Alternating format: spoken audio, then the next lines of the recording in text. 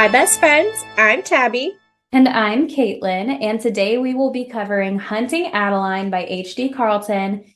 It is a lot. It is so much, you wouldn't believe it unless you read Like, we told everyone to read the trigger warnings, and I did not heed our own advice. it. So, And I Tabby was was like, I'm going to give shooken. this wonderful advice for other people's mental well-being and then not follow it. And then I didn't. I was still going to read it regardless, but like, whew, didn't know Yeah. what to expect going into it. Well, it is, in all seriousness, like it is a very intense book. And if you feel like it's not for you, then please do not read it Don't read it. It'll be because okay. it's truly horrifying. It's a horror book. Like it's not chill. It is so dark and so scary. Literally, there's not like like even the happy moments are twisty and weird. Like Yeah. Like it's a it's just horror. a dark romance, yeah. Hunting Adeline, the final installment to the Cat Mouse Duet. The Diamond. Death walks alongside me, but the Reaper is no match for me. I'm trapped in a world full of monsters dressed as men, and those who aren't as they seem. They won't keep me forever. I no longer recognize the person I've become, and I'm fighting to find my way back to the beast who hunts me in the night. They call me a diamond, but they've only created an angel of death. The Hunter. I was born a predator, with ruthlessness ingrained in my bones.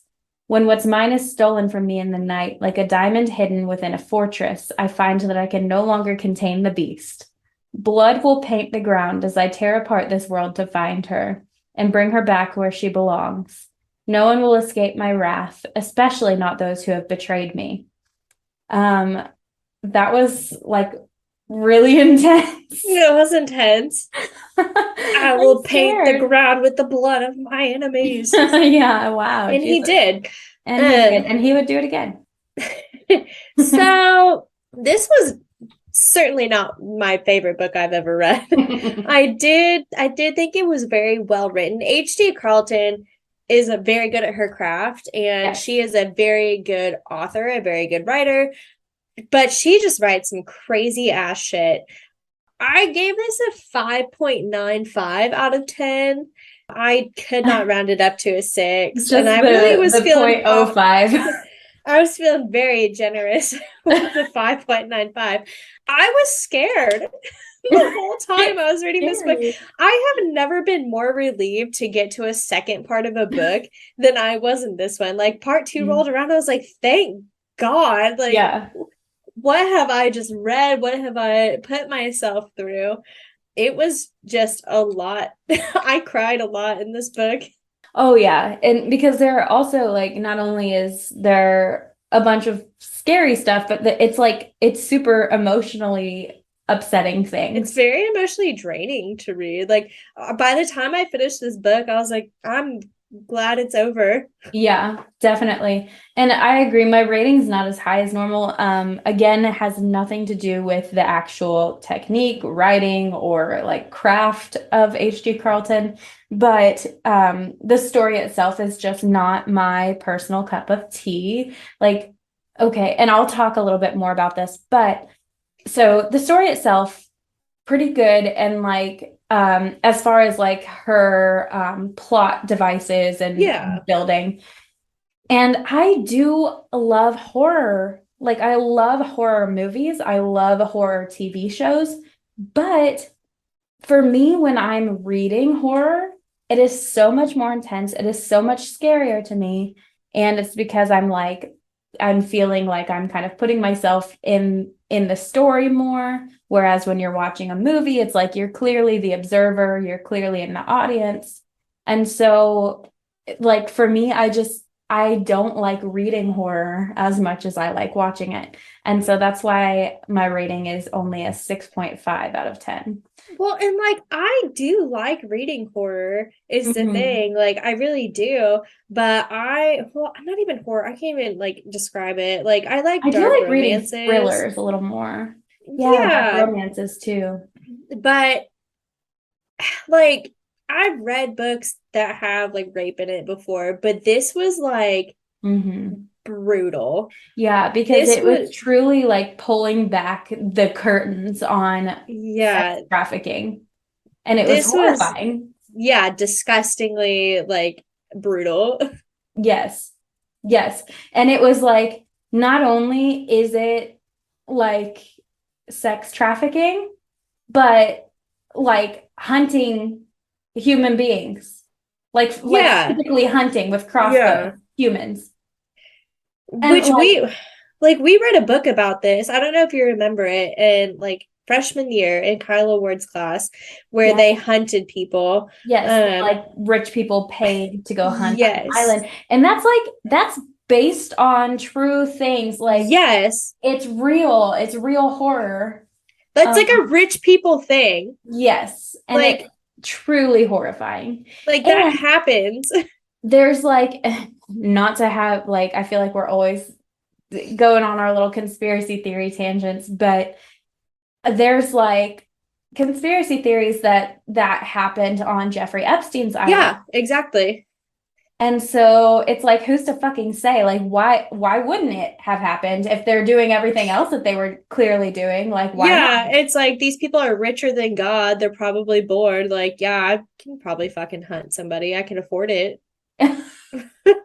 Well, I can't relate to that assertion. However, I do think there are a lot of things that I would do that would surprise me if the circumstances were right. Like if I was really Yeah. desperate or if I was like really like manipulated, I think that I could easily fall victim to things that I might say, "Oh, I would definitely never do that." I don't think I'm Yeah. any better than anyone else. I think that I Nah. would easily fall victim to I something. do think I'm better than the rich old white men in this book who are hunting people. Oh, yes, Without a doubt in my mind. as of right now, like who I am at this moment in time, yes, 100%. But like, do I think that there's some alternate universe in which I could have been a complete piece of shit if the circumstances had been right? Sure. I do. I do think that timeline exists, and I hate that version of me, and I hope she gets punched in the face. Yeah, I hope she's not doing well. Um, So let's talk about the characters. So there were a lot of new characters that were introduced. There were a few recurring characters. And it's very interesting to see how they all kind of tied together and like played a role with each other. Some of them you hate from the beginning and you hate in the end. Some of them like you slowly are like, oh my gosh, like how did I start like enjoying like the scenes with this character? And The so that's duality of man. yeah, like that's always what makes a good book is that when you have depth to your characters. Oh, definitely. Yeah, so Uh, starting with Adeline because she's the she's diamond. she's going through it in this book. Like Jesus Christ. I would never recover. I'm sorry, I would simply pass away. I would not have survived this situation. No, I don't have never. the grit or the And will to like live, quite yeah, frankly. no, like honestly, it's like I probably would have been that one girl who like shoots an old dude and she's like, I'm gonna die anyway, might as well do something cool. I'm like, yeah, that would Yeah. probably be me. Yeah, I would just take someone out while I'm at it and hope for the best. Yeah, for sure. I do love that she used like humor to kind of cope with it. I was just like, Yeah. God, that's really dark, but it was really funny. But it's like relatable because we would be doing the same thing. Like trauma Um, truly does form a good sense of humor. You cannot be funny and not have some sort of trauma. I'm sorry about it. no, you can't. Something Hate to break happened it to to you. you. So part one, Adeline, like a lot happened, but also not a lot happened because she was basically just like fighting for her life. Yeah. Trying She's just to doing her best, okay? yeah, so like she basically is just in this house this entire time, kind of meeting new people. She has a madam that is absolutely fucking terrible. She is raped and beaten in the most horrific of ways. It is just straight up not having a good time. Yeah. Um, like we talked about, she was put in like a human hunting game, also that she could be auctioned off which she Mhm. never actually was, because this was all just one big mind fuck from Claire. Yeah. And so basically that's what she's dealing with all part one, was just trying to make it through. Yeah, and she was like so strong. And I think one of the cool devices that HD Carlton used is that Addie finds a hidden journal, like a hidden diary, Yeah, just like she she did in the first book. parallels. And so it's like she's connecting with this character, Molly, just like she connected with Gigi in the first book. And Molly's account, like, and both of the diaries, it's like these are women who have gone through the same experiences as her. So Gigi like had a stalker and fell in love with her stalker. And then, of course, Molly was fucking kidnapped by these And six. escaped. And yeah, but yeah, Molly escaped. And so Addie was holding on to that hope that she could do the same. And so it's like really what kept her going. I thought that was not well, along with some of the support that she ended up receiving from Rio, which was surprising. Rio. Yeah, and we'll talk about Rio on him because he deserves a good amount of discussion. I feel. I had a lot of confliction with part two, Addie, because obviously she was healing from tremendous trauma. Yes. She had kind of dug deep into herself, and like she did have Zayd there to like kind of help her. He didn't go about everything like the best way possible, but he was there for her. In the way that he knew how to be. But like after a few months had passed, like she was still just kind of being like a dick to everybody, which again I think was just her trying to process and like cope and whatever. But like there were times where I was just like, girl, like you cannot be like that to people. Like whenever she had like her little mental breakdown, like knew it was coming, knew it was gonna happen, but like she was cruel. Like she said some awful things to Zayd. But I do think that's like a legit response that people have. Yeah. And as much as it like pisses you off because it's like, okay, why would you push away the people that you love the most in this time? It's kind of like Nesta and exactly. Like it's just like it's you don't understand. Yeah, they have to develop some sort of coping mechanism. So sometimes it's like literally defend yourself from everyone, like even if they're not there to hurt you and they're there to help you. So I agree, but that was like realistic in some way.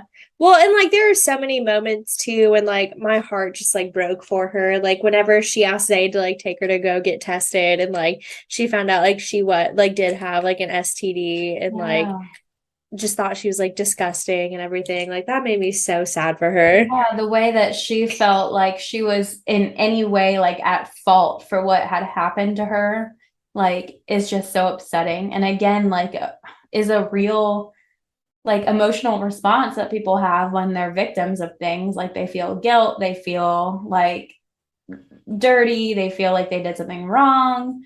Right. Like, no, you were literally assaulted, raped, like victimized. Like none of it's your fault. She does turn into a badass though. Yeah, she fucking is like fist fighting people to death. Yeah. She's like a freaking trained weapon. Yeah, she just turns into like a vigilante by the end of this duet. And we love to see it. Character redemption for Addie. It was great. Freaking Zayd. I thought part one Zayd was awesome because it was like a side of him that we'd never really seen before. You could see like how much he loved Addie and like how much he was willing to like go to like great lengths for her, and like he, created like these new friendships and stuff with like the brotherhood and all this stuff. Like he's still an asshole, but like he was hilarious about it. Yeah. And like that was so cool to see. Like he was like almost helpless. Like you got to see like a softer side of him. Because like in the first book, like he always had everything under control. Like there was never a single second that he didn't have a plan, that he wasn't thinking 10 steps ahead. And so in this situation, he's just like so lost. He has no idea where to even begin because he's never been in that situation before. Now, part two, Zayd, is like a fucking feral cat that you found in like a back alley. Like, who is this person? Yeah, I got some problems with him. I had a bone to pick. I had a bone to pick with him in the first book, though, too. Like, he's just, I know. I felt like it was just like worse in this book. I was like, what are you even doing? And like Like, you whenever are Addie, no better than the people who took her. oh, I know, like, yeah. And especially whenever Addie was like, I need these certain things, and he was like kind of pushing He's her like, no. to want like support in other ways. And like whenever whenever Addie told him she loved him for the first time, and then I again, was scared.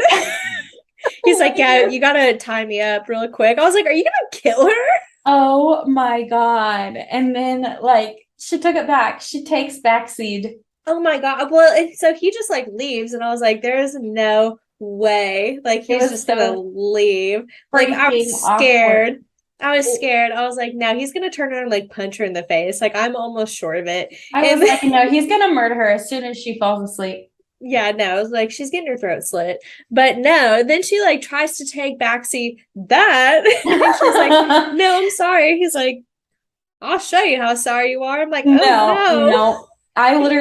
I hated everything about I that. hated that scene. And like Addie's like internal monologue, like he like ties her to a tree and like freaking like beats her with a stick. And she's like, are you whipping me? I'm like, why are you just now questioning these things? Like, he's a Yeah. psychopath. He's fucking been like that, Like, babe. why are you surprised? You Honestly, think you're it's just like gonna let that he started slide? off so strong. Like he started off like in the beginning, he was like, I'll just, like tear apart the world to get her back. He was so supportive at the beginning, but then he just like started pushing her boundaries and like trying to force her to do things she wasn't comfortable with when she wasn't ready. Well, and like I kind of understood like whenever like after she told him that she loves him and stuff, and like I understood, but like they took like the whole knife king thing to like a different level. Like when he Oh was like, no. I want to like replace all these scars with my own, and literally just like opens up every single one of her scars. I'm like,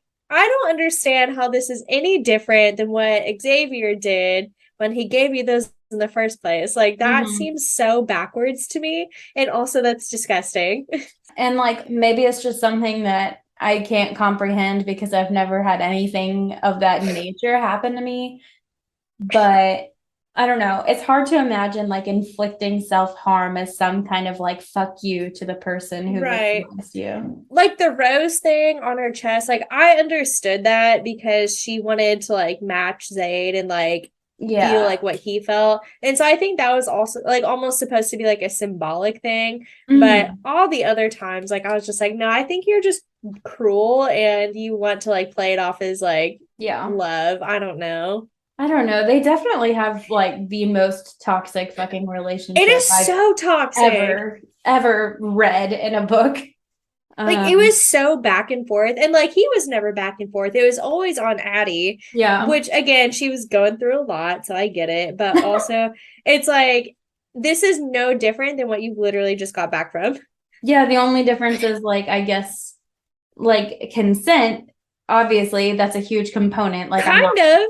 but yeah, again, kind of because Zayd has never really been one to like explicitly get consent. So Well, yeah, he I don't even says know. that too. He was like, "Well, I've always been one to push her boundaries, and she's got me fucked up. If you think I'm gonna stop now," and it's like she literally was kidnapped and tortured and raped, and like you're gonna say that?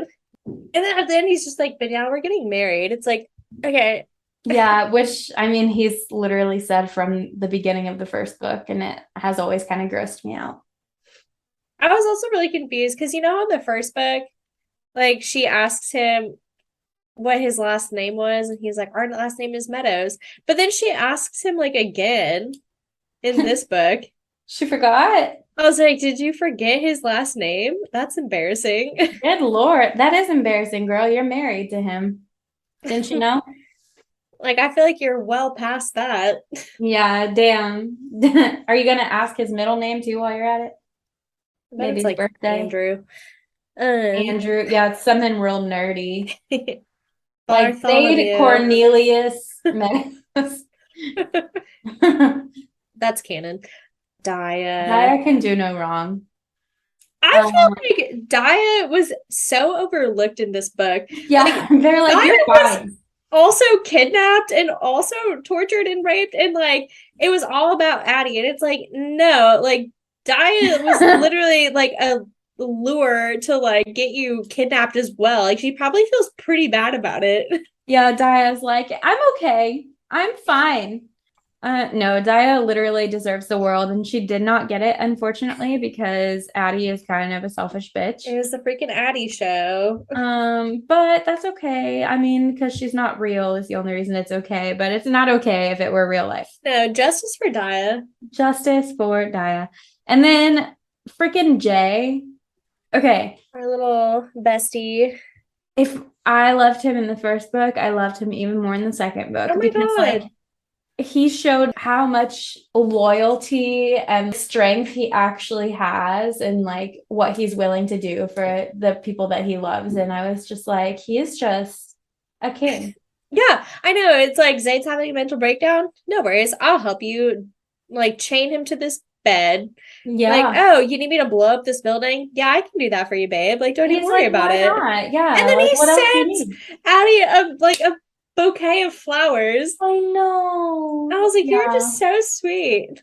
And I really think that what we need is some kind of spinoff where Daya and Jay find love with each other Yes. because they're both I sweet. really thought that was going to happen and it never did.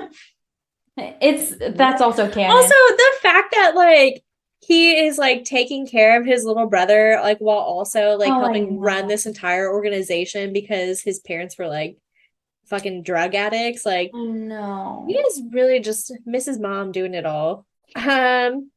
So probably honestly the most interesting character in this in this entire book is Sibby or Yeah. Sybil. She was the comedic relief in this book. You remember her from the first one. She is the creepy doll that was stabbing child predators at the Satan's Affair, a real queen. And so in this book, she has broken out of the psych ward after killing her therapist because I don't know why. I think the henchman told her. I don't know Yeah, why her she killed therapist her. clearly had demons. Anyway, she escapes, and then Zayd finds her, and he's like, "Well, I guess you'll have to come live with us. You're coming home with me. You're coming home with me." And so she does, and her fucking henchmen that don't exist, she's actually in a reverse harem romance with all of them, which Good for was her. not disclosed in that first book. Well, I mean, I feel like she didn't really have the time to disclose it in the first book because they were just like murdering and then she had to And like like, get arrested.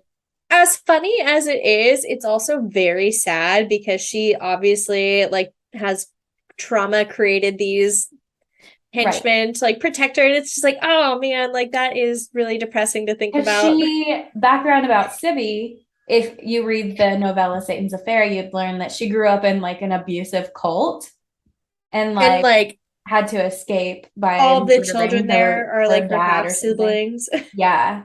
It's like, again, based on real life horror because that Yeah. shit exists. I do think it's really cool that like she can like kind of sense people's auras through smell. Obviously she's a psychopath, but like I do Uh-huh. firmly believe that she can do that. Yeah, and it's accurate every time. Also like I'm very interested to know where she goes at the end of this Same. book. I want I more. don't remember what that guy's name was who is like taking care of Addie's mom, but all of a sudden like she's like, She runs how the off hell are again. you doing? Like, haven't seen you in forever. And then she's just gone and Yeah. runs off with this man. And I haven't read Satan's Affair, so I don't know if like in Satan's Affair he is like a character from her past and then you're supposed to Oh, clearly know that or maybe. something. Like maybe that's kind of what we're Oh, maybe, yeah, that was like supposed to be like some like freaking like brain explosion. But Addie like said he looked familiar. Maybe it's because they're actually siblings. I don't know. Ooh. Yeah, I do kind of wonder how Addie would fit in with them, but I feel like there's a good chance Sibby knows the guy like from her past. But Yeah. I just yeah, thought it it was is weird because Addie wild. was like, there's something very familiar about him, but I don't know what. I'm like, huh. You don't think he had anything to do with the society, do you? Oh, I don't know. He's like secretly pretending to be a good guy. Also, like while we're talking about Sibby, though, I have to say one of my favorite scenes in the entire book is when she like breaks into the office and like is stealing files, and she's just like casually like, if I just walk with confidence, like it'll be fine. And it's And just it was. it was. She's hilarious. Oh my God, I can't. I can't. And like every time they'd start like getting it on, Oh like at my the God, fucking like dinner no. table, I was like, girl. And people would literally just leave the room because they're like, there's no getting through to her right now. Like, this And is, like it's just with herself. yep, in front of everyone. Amazing. Love that for her. Hate that for Um, everyone who lives with her. hate that for every single person involved that wasn't part of her group. Yeah, now we'll get into Bro. like the other like side characters from pretty much like all part one, part of part two. So Francesca was the name of the madam is of the feminine version of pimp. Yeah, The it is. madam at the fucking nasty ass whorehouse that Yeah, living in a she sex trap traffic house. girls into. Yeah, so it was so bizarre because she like gave special treatment to Addie. And like another thing is like at first she gave special treatment to Sydney because like Yeah. Sydney had been there forever too. Like But they it's weren't because Sydney knew that she and Rocco were right. selling girls on the side. That's right. Okay, I did kind of forget about that. Thanks for refreshing my memory on Yes. that. So yeah, then Sydney gets extremely jealous of Addie, of course, because she had been receiving all the special treatment. Now Addie is. And so Sydney is straight up fucking violent. I mean, so is Francesca. Yeah. The stiletto. Yeah. We honestly, We'll talk about it in a minute, but I can't get over it. yeah, she haunts my nightmares. Well, yeah, no. So I don't understand. I really don't get it. I'm wondering if it's because like Claire told her to like kind of fuck with her and like make her think like she was like Maybe on her side. I don't just add a know. little bit of psychological torture to the mix. Yeah, because like there's no other reason why she would like. Like I get why they were kind of trying to minimize like physical damage to her because it was like you don't want to damage the goods. But any sort of like emotional like manipulation, I guess Yeah, it was just like a little bit confusing because she could have easily just treated her like shit. like all the other And girls. yeah, and Addie would not have questioned it. Bizarre. Rio is probably the character that I was like most conflicted about throughout this Yeah. book. So obviously he starts off being like just this huge dick. He's the one who, got Addie into the car wreck that got her kidnapped, and like he is the one who took her to Dr. Garrison, which we'll talk about in a minute. Starts helping her because he was ordered to, but then just like continues to help her and like care for her wounds and like tell her stories and all this stuff, and like slowly starts becoming almost like her friend. And he would never Mm-hmm. say that he's her friend, but he definitely was by the end of it. And Yeah. like, helps her escape and all this stuff. And so obviously like you hate him, and like even Addie hates him. Right. But like when you find out the reason he was doing all of this was because his little sister was also kidnapped, and like they're kind of using that against him, like you do feel kind of bad for him. Right. Because it's like, what choice does he have? Right. Because for him, the option is have them harm his sister or continue to harm these other women that he's not like emotionally attached to in any way, shape, or form. And so when he forms that bond with Adia, I think it shows such like the power of empathy Yeah. because even Addie is able to understand where he's coming from. Like she's literally his victim. And she's like, I understand like But why he's he's doing also a this. victim. Yeah. And so she's like, we're gonna break this cycle. We're gonna help each other. Like you're gonna get me out. I'm gonna save your sister. And they're like, okay, let's fucking go team.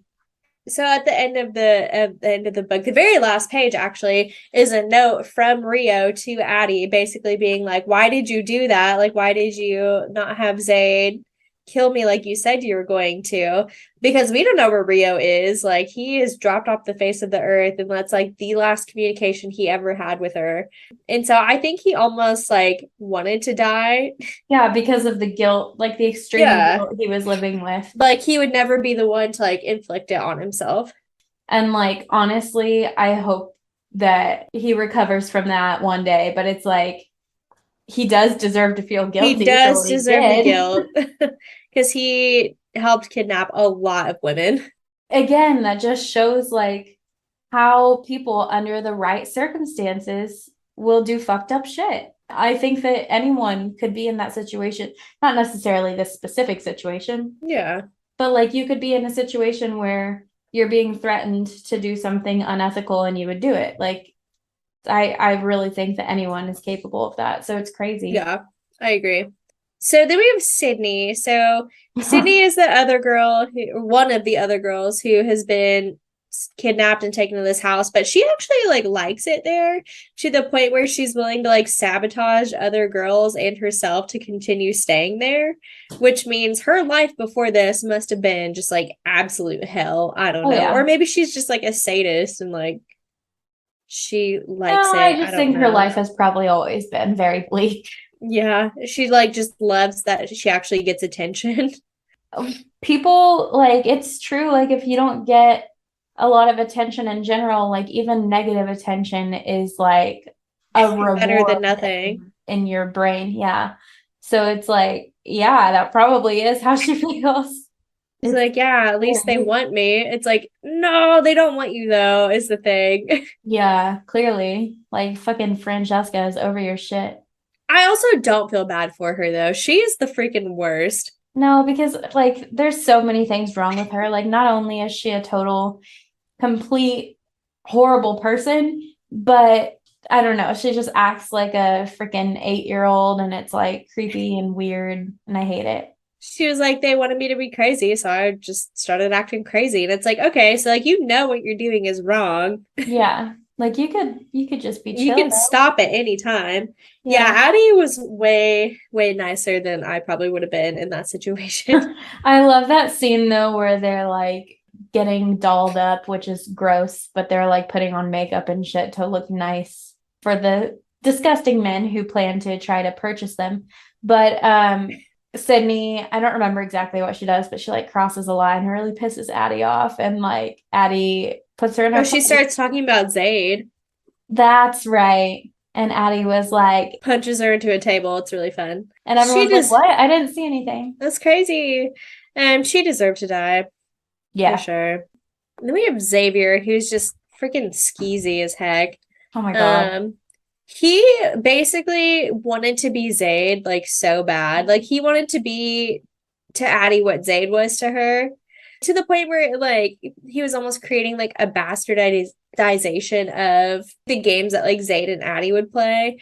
He's the reason why, like, she had all those cuts and stuff on her, because he had, like, a freaking blood kink or something, I guess. Ugh, yeah. But the worst thing about him was that he also like genuinely truly wanted her to like care about him, pleasure from like every session together. Yeah.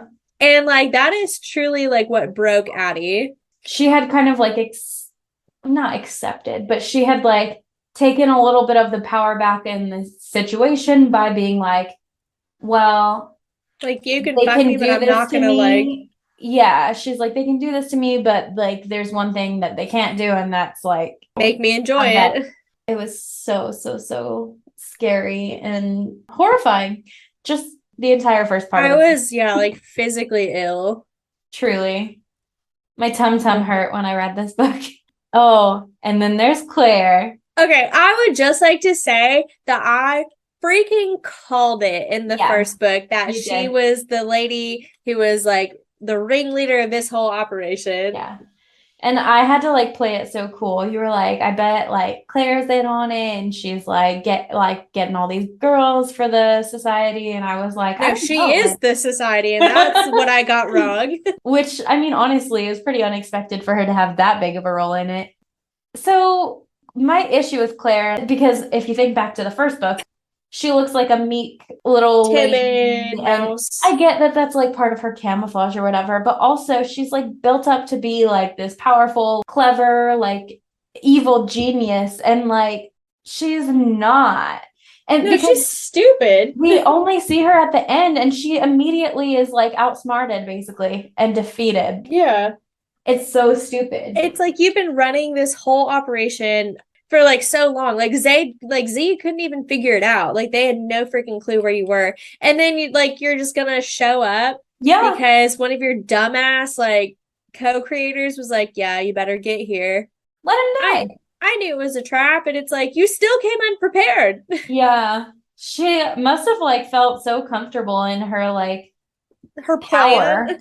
Like, I Yeah, don't know. what is up with that bunk ass plan though? She was Oh like, my God. just think of it. Like you can create technology that just brainwashes people, and then we can have world peace. And it's like, are you cracked in the head? Like, Okay, I'm gonna trust you, woman who's literally selling women into sex slavery and she's like, we wouldn't to even have to do that. Like, you don't have have to that do kind that of. now. She's like, oh Like, man, it's so hard for me to put bread on the table, unless I literally sell women. Like, I can't just like get I a nine know. to She's five. like, at the snap of my fingers, I can just make every sex ring go away. It's like, then do it. Yeah, you could do that now, honey. She's like, You I need that freaking idiot. leverage. You know what I'm saying? Yeah, and then she just dies. Like, puts up zero fight, just dies. Yeah, she's so stupid. I don't know. Maybe if like she was masterminding behind this like the whole time and like we got to see her more often and like kind of see more of her schemes and stuff, like it would tie in better. But no, they literally introduced her at the beginning. She had one interaction with Addie. It wasn't even like bad. And then she just shows back up again at the end to die. Like that's Yeah. the worst villain ever. I think, yeah, I guess then we do have at least one complaint then for HD Carlton, and that's write your villains better. Yeah, like give me a better villain. Like your freaking henchmen were terrifying, like the people at the They like were bigger villains than brothel. she was. Francesca was truly terrifying. I do love the way that they all died though, like Francesca, Oh Rocco, yeah, and Xavier. Um, poetic. it was beautiful. Yeah. Perfection.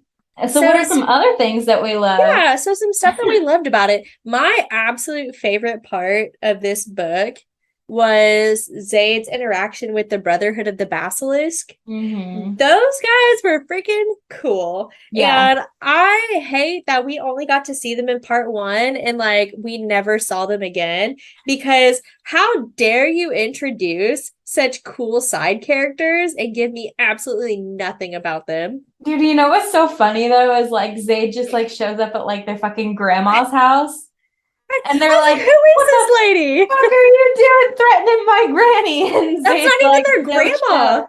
Oh, it's just some who She's is like it? she's like 50. Oh, Yeah, no, well, that's just some lady that that's they're just some like lady. friends with. That's some mother figure to them, but I just thought it was hilarious that Zayd's like, listen, I'm not here to hurt her. I'm just here to Yeah, and she was like, how dare you guys just break my door down like that? Like, get the fuck out of here. Yeah, she's like, please, it wasn't Like, that this is my friend. Hey, we were having tea and cookies. We were having a good time. They were awesome. Very interesting folks. I think they're basically doing exactly what Zayd's doing.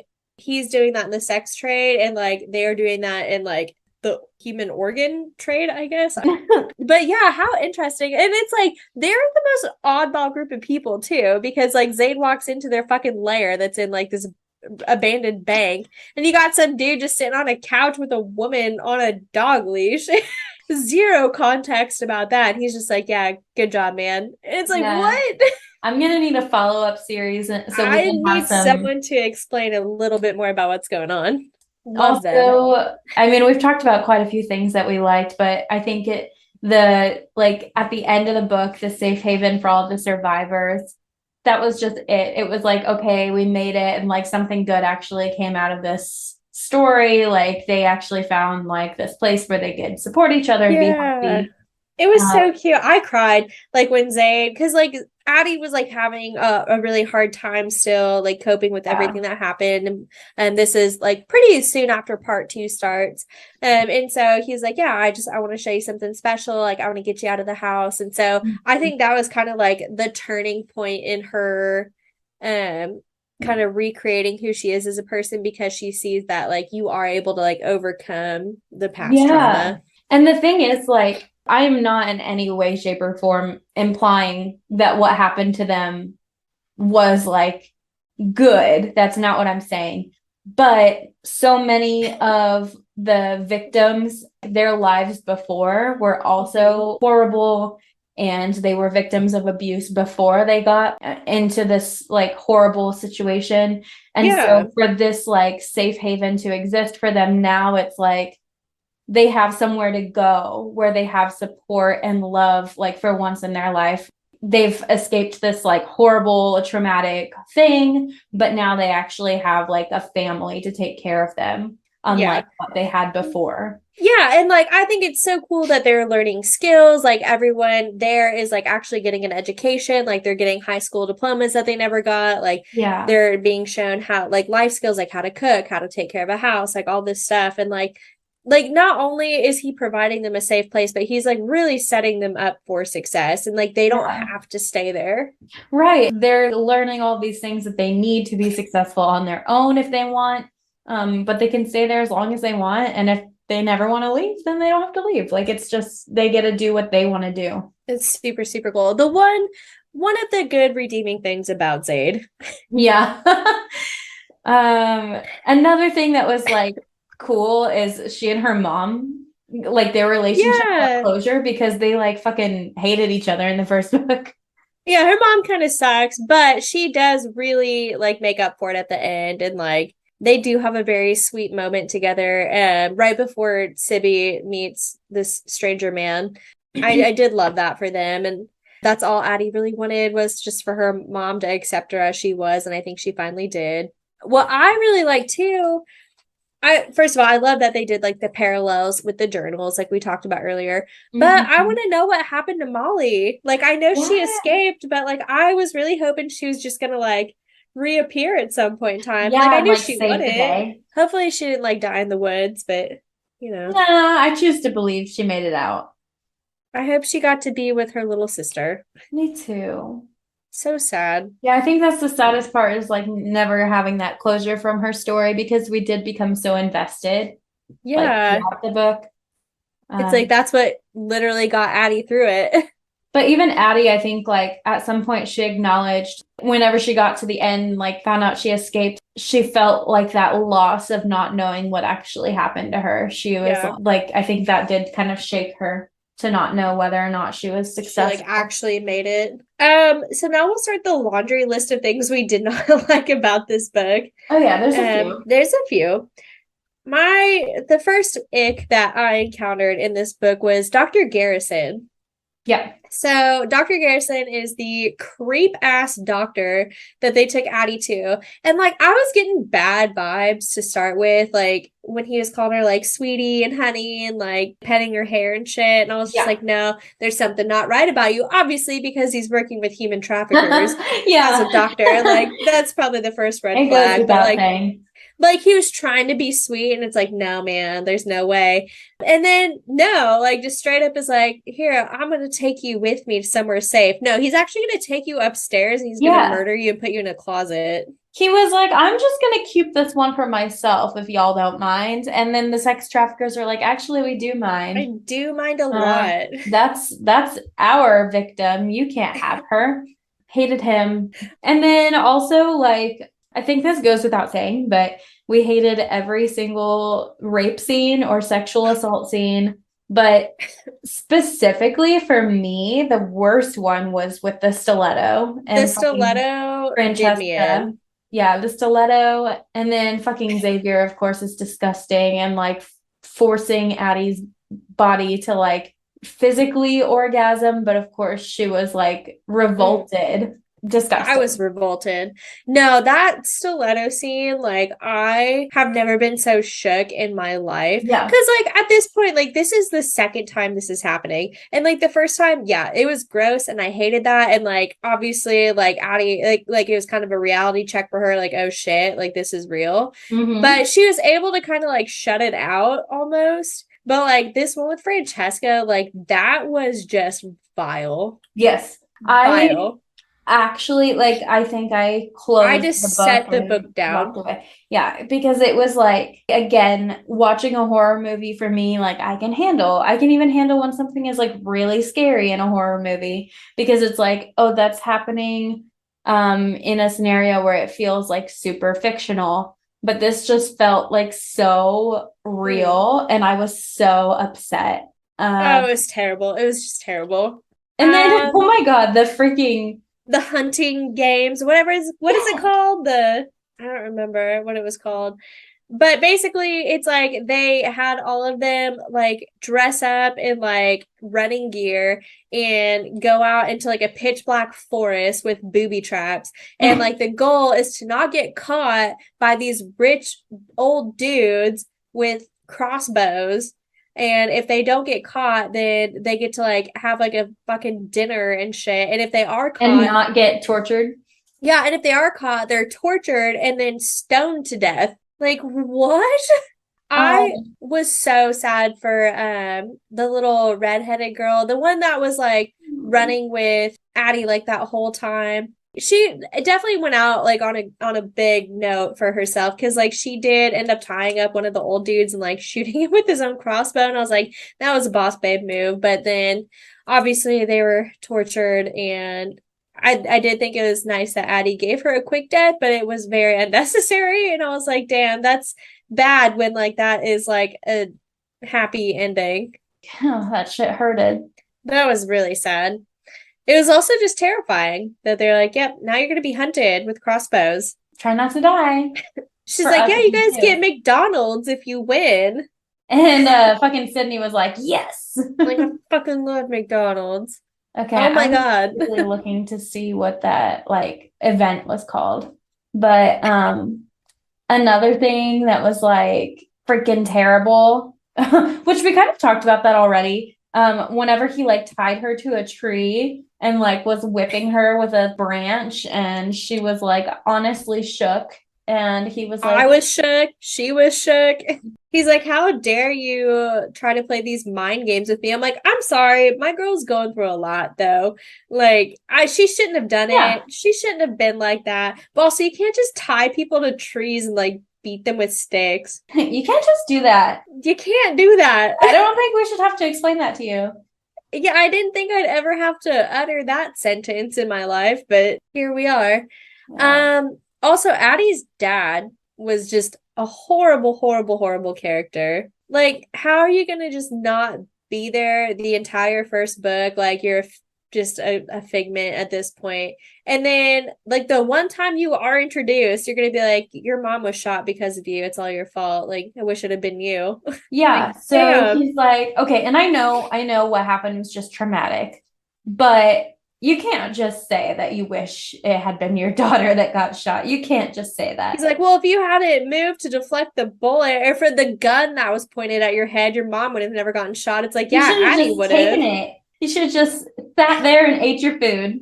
Fuck, dude. Like, what a terrible father. And then he has the audacity to be like, yeah, and you can't see your mom. The culling, The that's what it's culling, called. I knew yeah. it was something creepy. Okay, sorry. Something horrifying. It really is the culling. Yeah, it's like basically they're picking them off to see like who's the strongest. Mm-hmm. And then H.D. Carlton just always has to throw one of these scenes in, I Yeah. guess. But the whole scene, like with the knife, like it just hit a little too close to home. First of all, with the gun scene from the first book, but Yeah. also Hated with that. this stiletto scene that we unfortunately just had to Ugh. live through.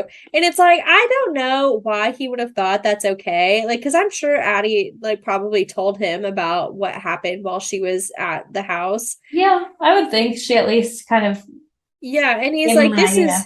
this is gonna help you work through your trauma. Yeah, Zayd is For kind of sure. stupid. Yeah, it really sat with me wrong. I mean, It there were a was lot of too things in this long. book that were like really, really hard to get over. This book was just not good. It was not, yeah. It I was mean, just it was not like good. I wouldn't choose to read it again for like pleasure. Personally. For I'm glad sure. I finished the series, but like that's all I needed. Like I follow HD Carlton on TikTok and on Instagram, and like it is just really crazy to me, like the amount of women who are like, I wish I had that in my life. Like, are you so sure? It clearly has to be like a real thing or like this book wouldn't exist. Like obviously there's an audience.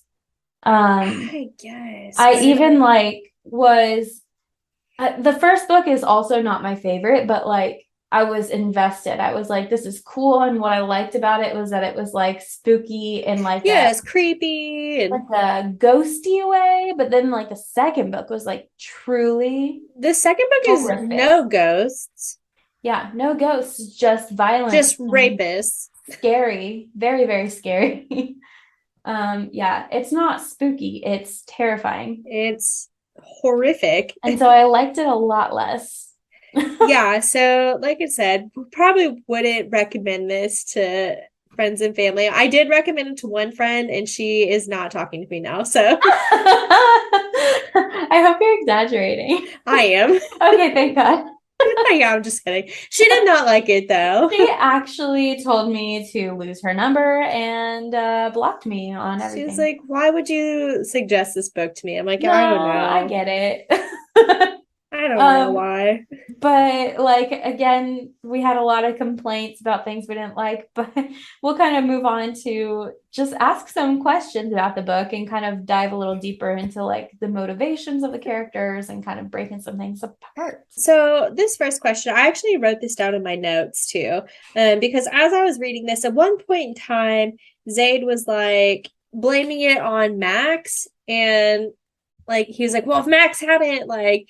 If he had just talked to me about like his dad being kidnapped like a freaking man, it's like, first of all, he's never gonna just call your cell phone and be like, "Hey Right. man, did you kidnap my dad?"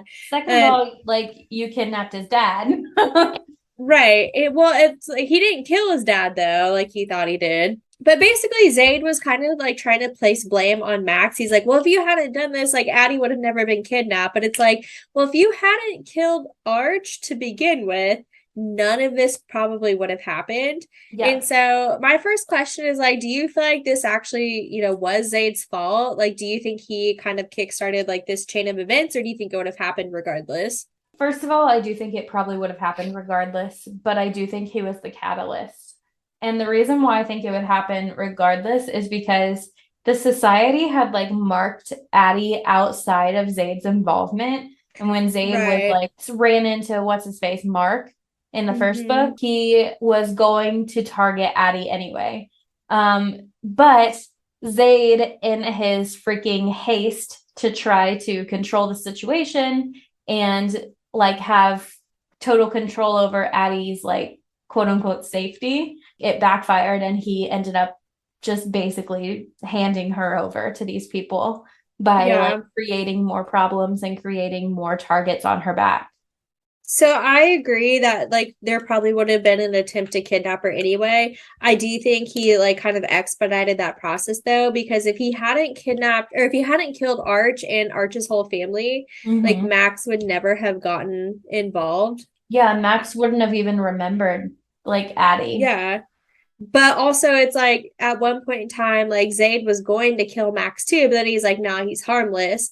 And so it's like either way you cut it, like because Zayd killed Arch, like that started this chain reaction. And because he also didn't kill Max, that created like a whole new set of chain reactions. And so I feel Yeah. like the root problem is Zayd. Oh, 100%. And obviously, like I already said, I think their relationship is toxic. And so clearly I don't think that them being together is like good for her. Well, and like Addie even says that at one point in time, like whenever she's like kind of saying like she actually never loved him, she's like, well, none of this would have happened if you hadn't just like stuck your shit in my business. And it's like, yeah, absolutely. That It's is like, don't correct. fucking say that. I Like, stalked you because yeah, I love you. Yeah. No, like she knows. Uh-huh. It's his fault. And she's like, baby, I didn't mean any of that. Yeah, you did. And you should. You Yeah, shouldn't and mean you're only that. backtracking because you're You're scared of scared. him. So the next question. So Claire, looking Claire. at Claire's fucking whackers bonkers plan, do you think something like that is like possible in real life? Like, do you think there's technology that could somehow enslave minds? So, since I wrote this question, I've actually thought about it a little bit. So, no, I mean, I'm sure maybe someday there's technology for it, but I do feel like probably people who run stuff like this on such a large scale, like the society did, like probably do have plans in place to like infiltrate different government systems. And I'm sure they already have, like what's happened in this book. Like, this shit went all the way up to like the fucking president. All the way to the top. It went all the way to the top, just like we're all worried about. And I do feel like in terms of like a global like takeover type thing, like yeah, probably it could happen. I just don't feel like the technology side of it, maybe that seems a little intense. I don't Yeah. know. I No, don't think it 100%. could. Like, I totally could see this technology existing at some point because obviously technology has been advancing at like an exponential rate Yeah. for the past, I don't know how many years, but a good amount of time at this point. And so it's like, yeah, I think like that could be a threat eventually. But yeah, I don't think there's anything right now that people need to be like concerned about. But I do think in terms of like, sex trafficking on like a global scale like that, yeah, that's probably already happened. It's probably actively happening. Oh Like yeah. that's a thing already. Yeah, and it's like if those networks exist where people are already being like victimized on that scale, like something like that when the technology does exist could very easily be like inflicted upon people just Mm-hmm. because like there's already these fucking huge networks of basically enslaving people, which is horrifying. And a lot of people I think don't believe that it exists. Like they don't think that it's a real thing just because like you don't It's see like it. ignorance is bliss type thing. Like they don't Yeah. want to believe it's real, which is why there's such a big problem. Yeah. And it's like, okay, if we all just pretend that it's not a problem, like it's still going to be there. It's not just going to go away. In fact, it's going to thrive if you're Yeah, like it's gonna looking the get other worse. direction. But I did So also just want to say that Claire's fucking mastermind plan was was actually bananas. um it was Plankton from the SpongeBob SquarePants movie. Yes. Yeah. With the chum hats. Yes.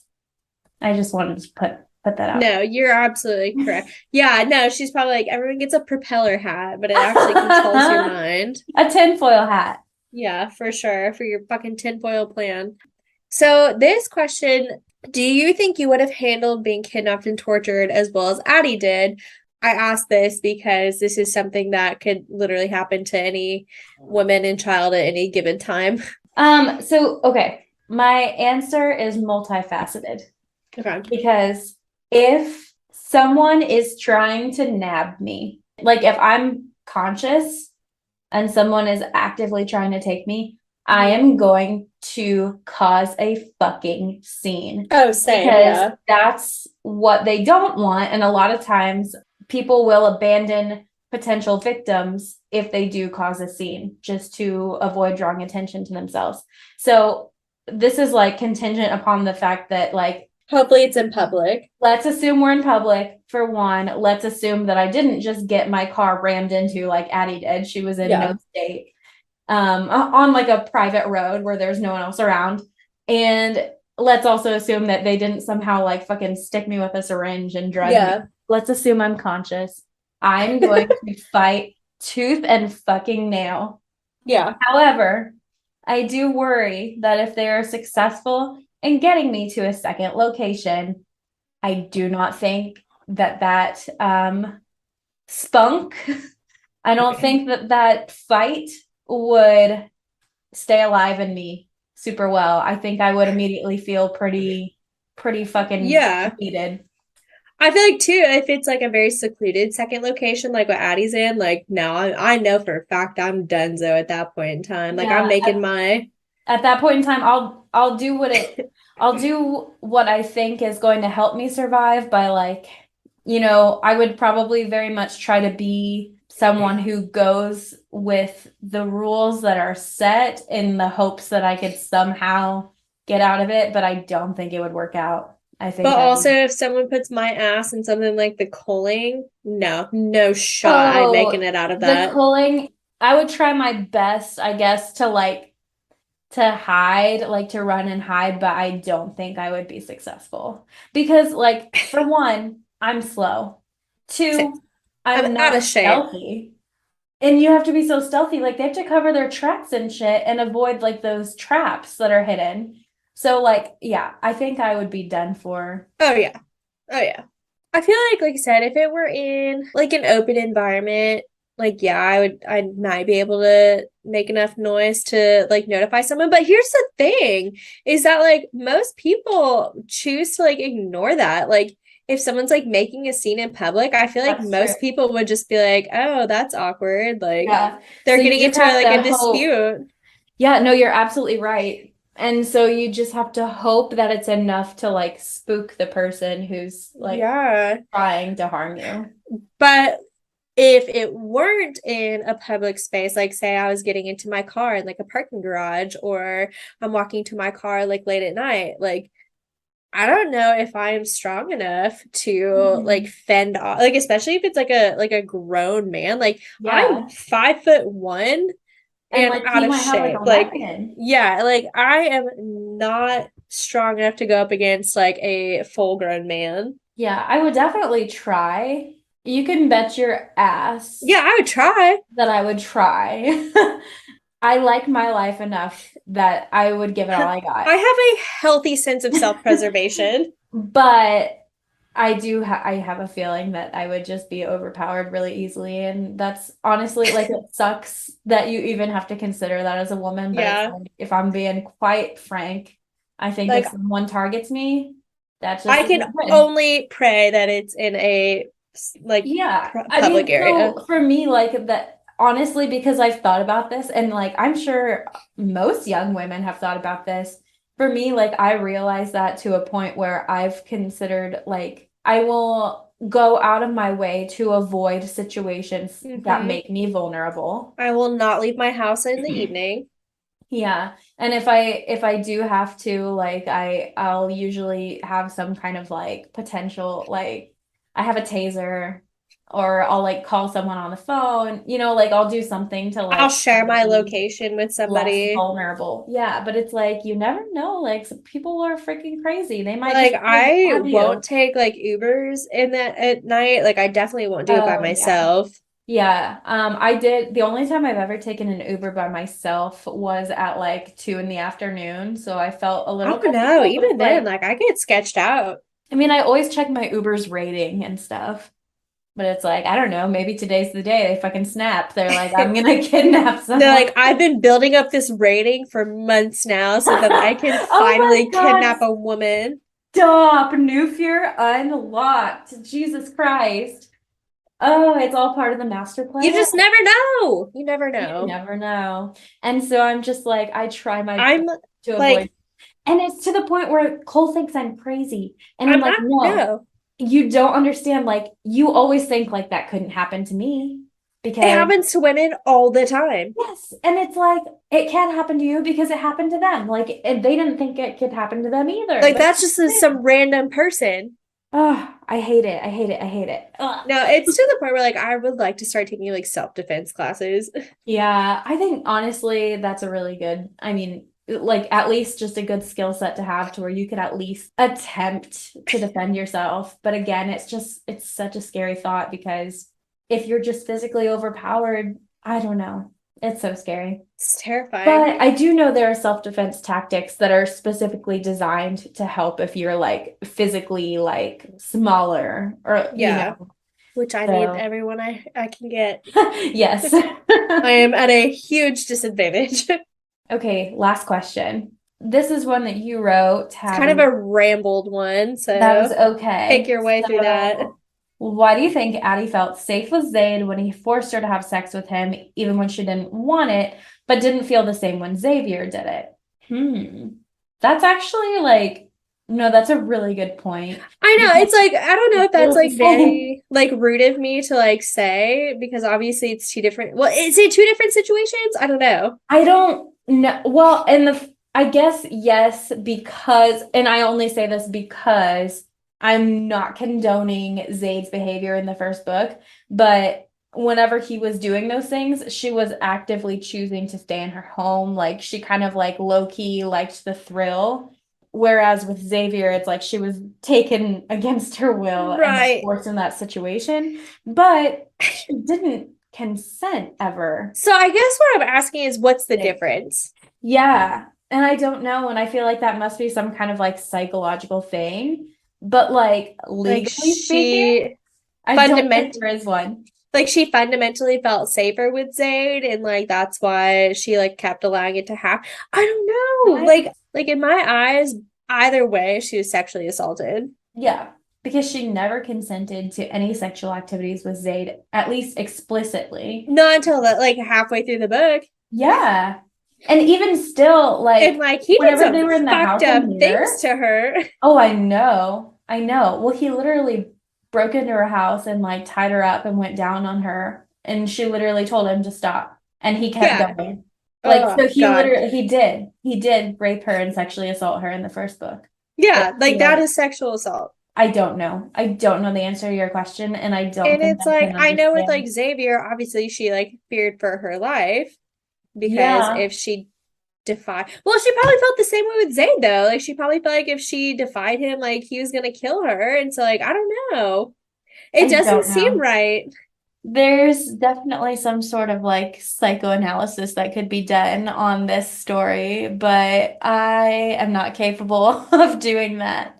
So I don't know. But I agree with you. Like it's fucked. I don't know. Like I was just like when I was reading those scenes with like Xavier, I was just like, this doesn't seem literally any different. Because Yeah. he's even saying, like, I'm doing to you what he did to you. Like I'm basically like trying to replace it. And she's like, well, it's like you can never replace him. I was like, I mean, like, I guess, but And I know like Addie did eventually like start to develop feelings for Zayd, but still like they never even like defined what they were doing. Like there was no like conversation at any point no about bound like well, he wouldn't allow her to like set boundaries. Like yeah, and Zayd even in this book is like, oh, I've always been one to push your boundaries.